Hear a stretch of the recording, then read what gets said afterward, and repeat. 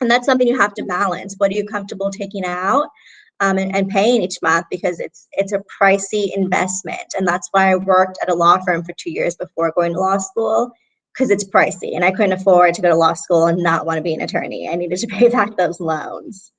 So if anyone has any more questions on that, I'm happy to answer that now or at the end, or you can reach out to me personally, just because I know it's a really big expense. And it was 100% worth it for me. If someone is going to law school just because they want to do DC or Capitol Hill, I did those internships. You don't need to go to law school just to work on Capitol Hill. Many lawyers are there because they went to law school, tried out law, decided that they hated the law, and then went to Capitol Hill. But if that's your ultimate goal, you don't need to go to law school to do that, because it'll be a really pricey way and you won't get the pay bump you think you're going to get in Capitol Hill for doing that. So that's my caution of law school. I'm glad I went, but I know it's not for everyone. It's definitely a decision you really need to think long and hard about, because many people do go without, not realizing what it's like to be an attorney and never really wanting to be an attorney. It's an expensive mistake to make, I will say. Of course. And so what do I do? What does an attorney do? It really depends on the type of law. There's something called transactional attorneys. They do contracts, deals, mergers and acquisitions. I'm a litigator, so any case that could potentially go before a jury on the civil side are cases that I would handle.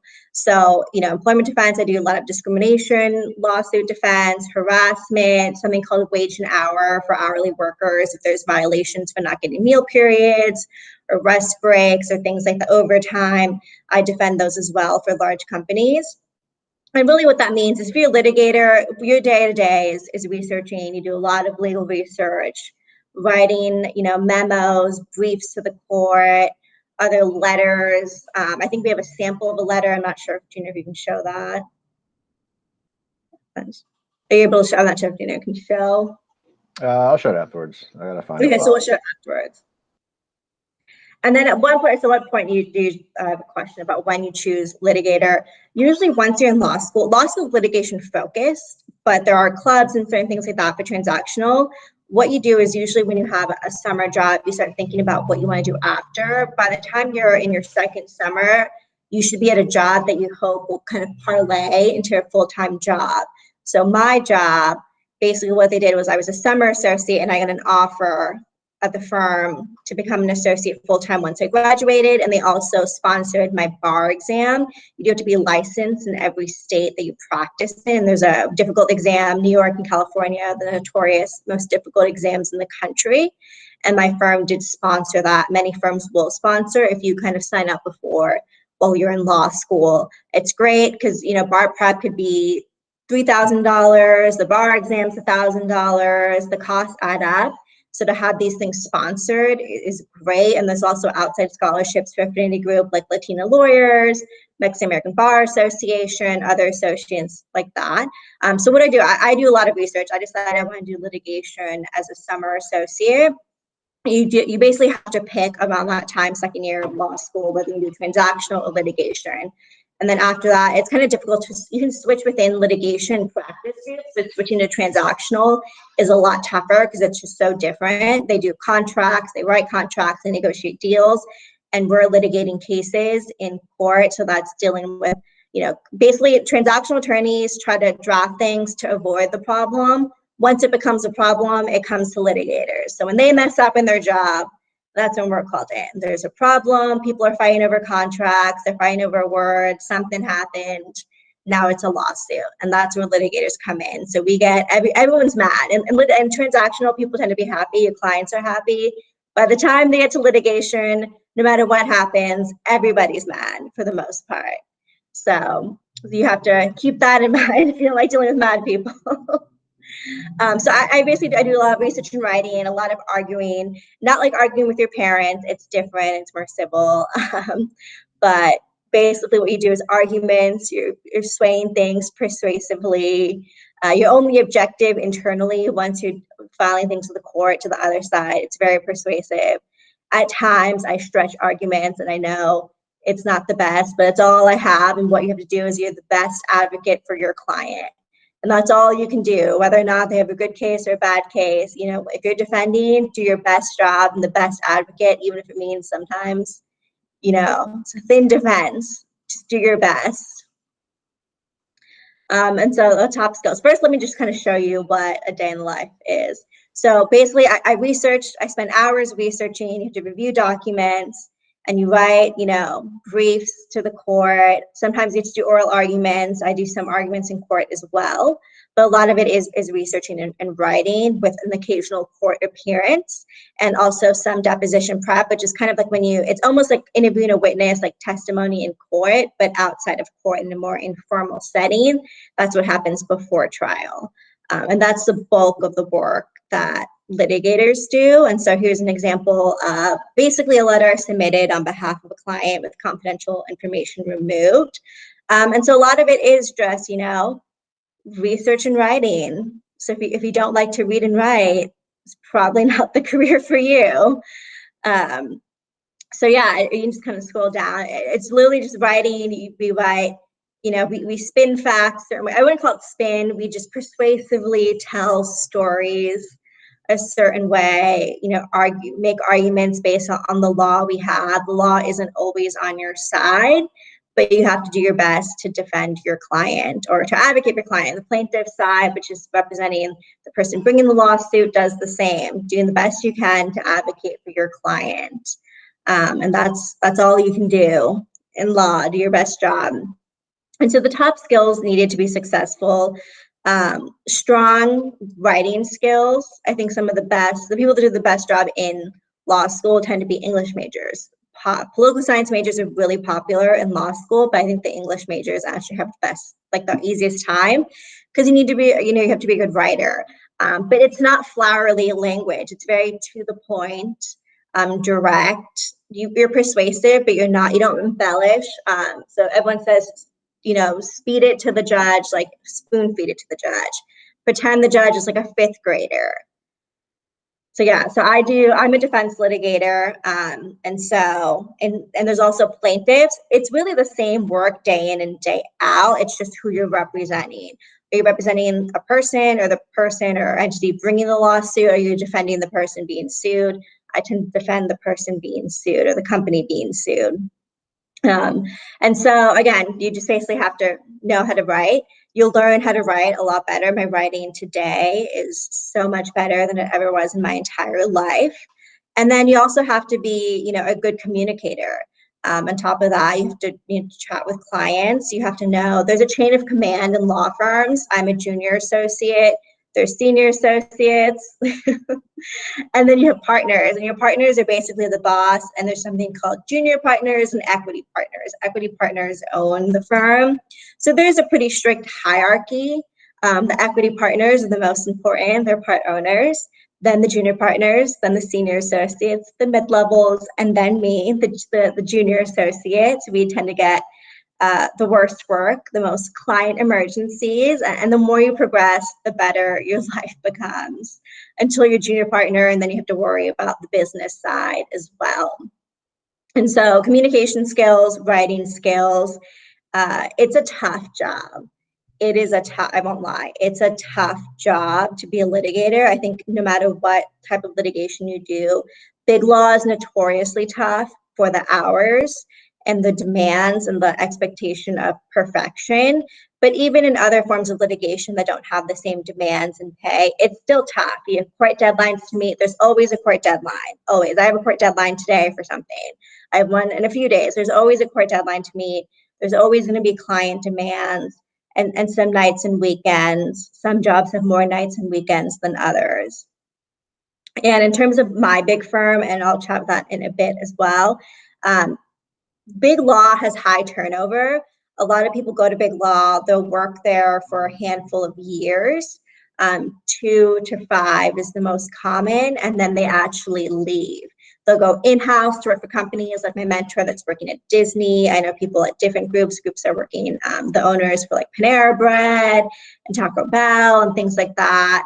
I'm actually currently evaluating offers from 2 different smaller employment firms. Since my firm is a big firm, they do everything.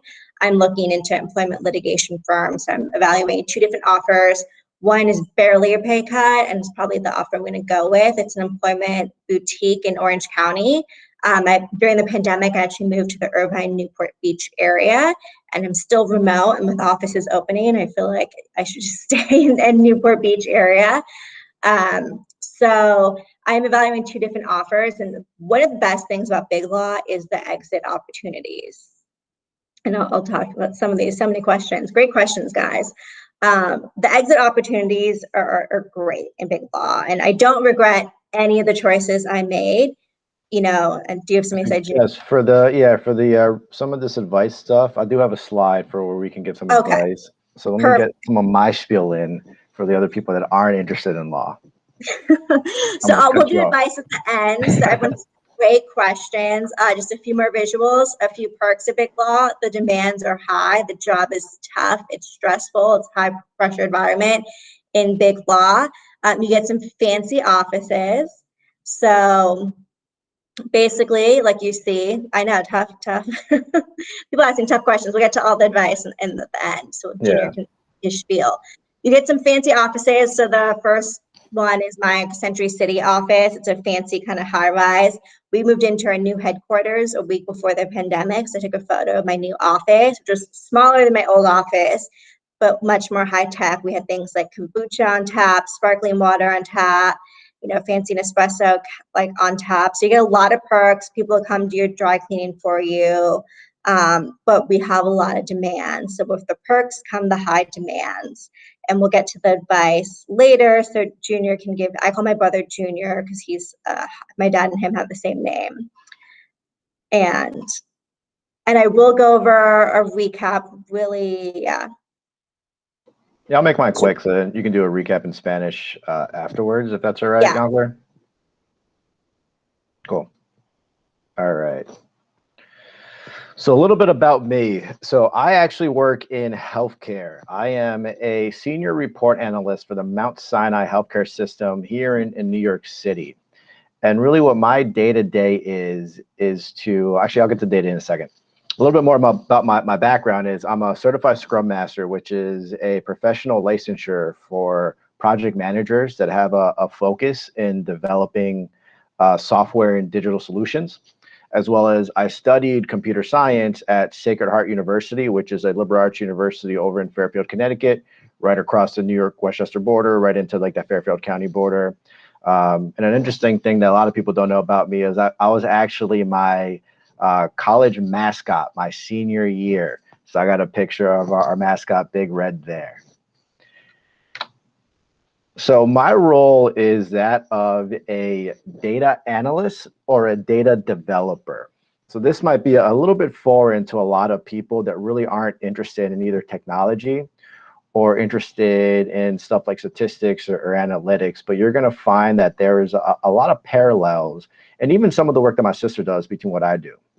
So when you hear the term analytics, and I don't know how common this is at the high school age, but it's all the rage in the professional world right now. No one has any idea what I do. People think that I sit at a fancy computer and I just, crunch stuff on a screen and somehow I work magic. My mom doesn't even know what I do. She just tells people I work with computers and play video games. She's not wrong because I play video games all the time. Society, same thing. No one has an idea what I do. What I learned in college was learning how to write algorithms and how to develop computer software, but I don't even do that anymore. Basically, what I do is I sit on my computer and I just work with data. And it's massive amounts of data, particularly in healthcare. So some of the screenshots that I provided here are really two cool things, and I'll explain them. The first one is in our command center.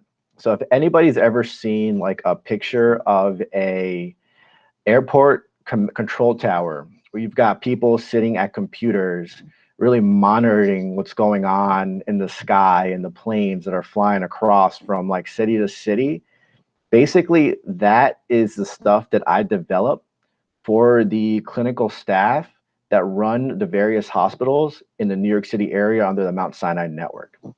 And what's really interesting about that is that for a hospital like Mount Sinai, it's you think about like nurses and doctors that really do the day in and day work. And if you watch like any of like the medical TV shows, you probably just see people and you see the clinicians, but there's hundreds of people behind the scenes, like myself, that are either like IT or operations focused that really empower them to do their job in today's digital world. So everything from a patient getting admitted into a bed to being transferred into a new unit wouldn't be possible if it wasn't for some of the IT teams that I collaborate with to develop some of the digital infrastructure and like even the physical screens that they work on so that they can place in the proper orders for transfers and for surgeries and for medications. And then I come in as the analytics expert where I help the VP of surgery start to understand what's going on across all the operating rooms at Mount Sinai at any given time. And that's really important because in a New York City hospital, it's important to be very effective and efficient. If there are any bottlenecks in our hospital, potentially patients could be at harm and at risk. And below is one of the dashboards, for an example, that I developed that gives some of these clinical leaders the ability to at any hour see patient volume at any type of level of care when it comes to any type of like surgical phases, as well as different other metrics and charts that they can see so that they can make sure that they're staffing properly, that they're calling in the right people at the right time, or that they're scheduling accordingly. And I'll definitely get to the resume stuff in a second. So really the key thing that I do is I work with people and I use my diverse skill set to really help them solve business problems. Perioperative census, for an example, right? You have to understand that knowing the census of a hospital and what ORs are open and how people are going to be functioning and where they're going to be transferred to, that's a real life business problem. And a surgeon is an expert in the human body, but they wouldn't be able to work with the data and work with the technical infrastructure to answer the types of questions that they're thinking of. So I use my technical skills, my business acumen, and even my consensus building and negotiation and argument skills that I learned from arguing with my sister growing up to really sit in these meetings with these executives and these leaders and just help them understand and derive insights from data. So what's really cool about this is that I took the technical route to get to this type of job where I studied computer science. I had a lot of internships that were very IT focused. I had even jobs that were very like IT focused. However, I always enjoyed working with people and being in front of people, which is what led me, even arguing with teachers about grades. And it's funny that Jeff says that because I even did that in college.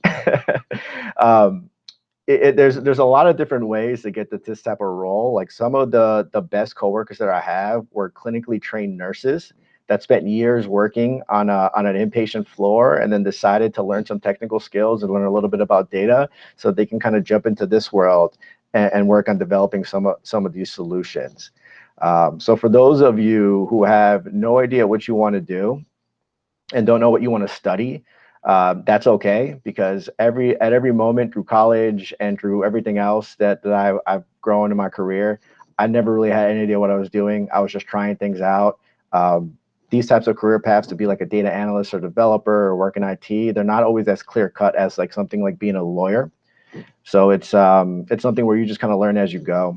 And since we have 10 minutes left, let's just quickly get to life at OHS, a few pictures that I was able to quickly find of my sister and I. So we were very involved in extracurricular. So I don't know what this picture is of the first one. We were probably going to some type of like banquet for some type of extracurricular we were in. My guess is probably like Power of Peace, Jessica, if you remember that. Probably, or like Model UN or something like that. Yeah, Model UN or something. We did all that fun stuff. We also had the opportunity to do the traveling with Mr. Paz. So we went to France and we went to Italy. And then we were always big on school spirit. I was on the football team. I wrestled. Jessica played tennis.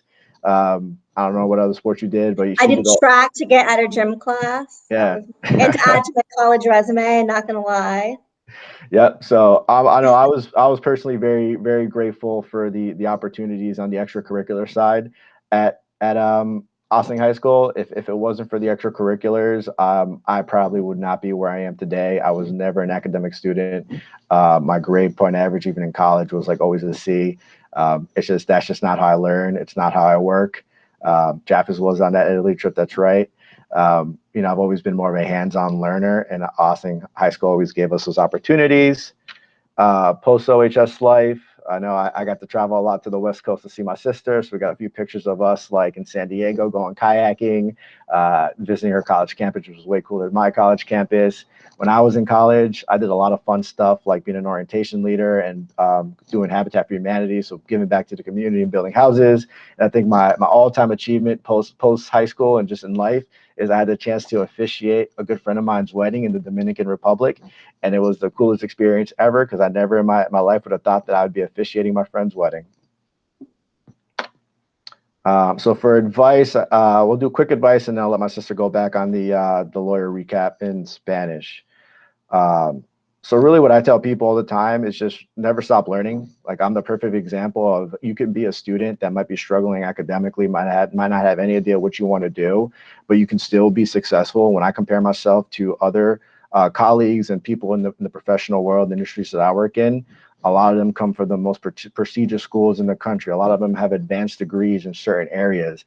And I'm right there at the same pay grade, making the same amount of money, or even in some cases, I'm making more money than people with master's degrees and doing the same projects or even more advanced projects because I never gave up, right? Every time I failed at something, I evaluated it and learned what did I do wrong and how do I pivot and do it better.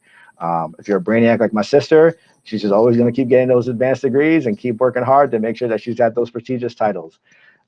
We're both really big on giving back. If you look at my sister's resume or my resume, you're going to see a lot of kind of like public service work or civil service work, helping those that need, because that was us. We're first generation immigrants. Our parents came here from South America, and they just happened to settle on Austin as a place to grow up. And we're very fortunate that community leaders like teachers and other people in our community kept our parents involved in the community, which really had a good reflection on us.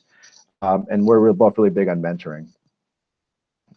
So Jessica, you want to say any few words before you do your Spanish recap?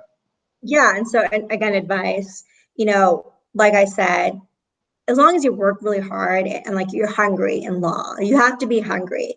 I'm in a place where I'm, at a firm where there's people that come from generations of lawyers and other professionals come from the best schools in the country. And I went to really good schools as well, but these people come from generations of wealth. And I ended up at the same place as they did, even though they grew up at their country clubs, at their fancy private schools. We're all in the same office, and I do have an office, my name on the door and a secretary and all these perks that I never thought I would ever have. And that's because when I was in Austin, teachers believed in me. Our guidance counselors believed in us, and my parents also believed in us. My parents didn't know how to get us where we wanted to go, but they were going to be supportive regardless. And that's where Austin teachers, guidance counselors, and other support staff in Austin came in to fill that gap with my parents. And so stay hungry is probably the best thing you can do, and really work hard. And again, think things through logically. Law school is expensive. I have a lot of student loans. I'm fortunate enough where I can pay them back easily. I don't have to worry about expenses, but it took a long time to get here. I did a lot of unpaid internships before I got a fancy job. And that's tough, working and not getting paid. And so you have to really think things through, be logical, and, evaluate your options are the best things I can say. Like I said, do you have something to add, Junior? I was just gonna say, yeah, and if you're like really lazy like me and you want a job that lets you be flexible, then get into like IT and programming, because like I make my own hours, I work when I want. If I want to wake up at 11 o'clock in the morning and start my work day, I wake up 11 o'clock in the morning, start my work day. If I want to take a lunch break to take a nap, I'll take a lunch break and take a nap. So it's like the coolest thing in the world, because my mom never would have, everything that my mom yelled at me for as a kid for what she considered bad habits, I now get paid a lot of money because I have these bad habits. And I get a lot of money more than Junior for having all the good habits. So you take that for what it's worth. Yeah. So do the Spanish portion though, because I don't want anybody to miss out on that. And then these questions, I'll extract them from the chat, and then we can just send an email to Yankler and Jaffis with some answers, some more details on this. Yeah, so I'm happy to do that. So anyone, any questions that anyone has, send them, and we'll answer them in email later. So ahora voy a hacer un como resumen en español. Mi español no es tan bueno, pero sé un poco más que mi hermano. Entonces, yo soy una abogada ahora y trabajo para una oficina grande. Y lo que yo hago es defendiendo compañías y yo hago mucho para empleados. Y muchas veces empleados hacen demandas contra compañías para diferentes cosas como discriminación, abuso sexual, cosas así, y yo tengo que defender las compañías para eso. Entonces, lo que yo hice es, terminé de Austin en 2010. Después de eso, yo fui a University of Southern California y terminé esa escuela con un bachelor's en 2014. Y después tenía que ir a la escuela de derechos. Yo hice eso para 3 años y tenía que hacer una licencia para ser abogada en mi estado. Y todo eso cuesta mucho dinero. Yo tengo más de 100,000 en loans de la escuela, pero me pagan mucho para hacer lo que yo hago. O sea, yo puedo pagar mi loans y todo eso. Lo que yo hago cada día es tengo que leer mucho, tengo que escribir. Voy a corte algunas veces, pero no tanto como tú ves en televisión. Yo voy a corte solo algunas veces. La mayoría de mi tiempo es leyendo y escribiendo ensayos para el corte. Y hay muchísimas cosas que puedes hacer como un abogado. Cualquier cosa que estás interesado en, puedes hacerlo. Hay gente trabajando para compañías grandes, para ley criminal, cosas como televisión. Yo tengo un mentor que trabaja en Disney ahora. So, cualquier cosa que estás interesada en, hay un abogado ahí, en compañías, en la corte, cualquier lugar.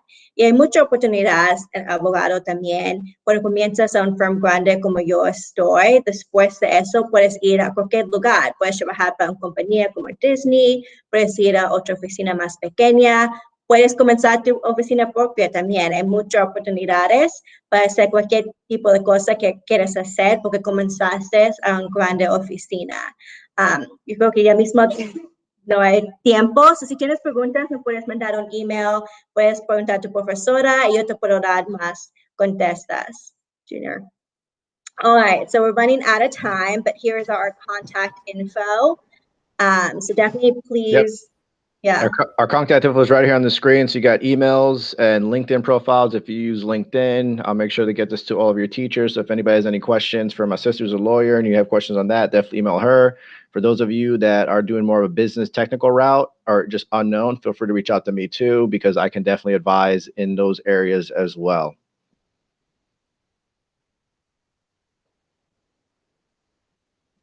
Hey, Jess and Javier, thank you so much. They got a lot out of this today. I have another class actually coming in right now, but thank you. You guys look great, by the way. Jess, I haven't seen you since you came to my mock trial team a few years ago. Yeah. Remember? Oh, you guys are great. So thank you so very much. Of course. We're happy to do it. Yeah, always happy to give back and help out our Austin community.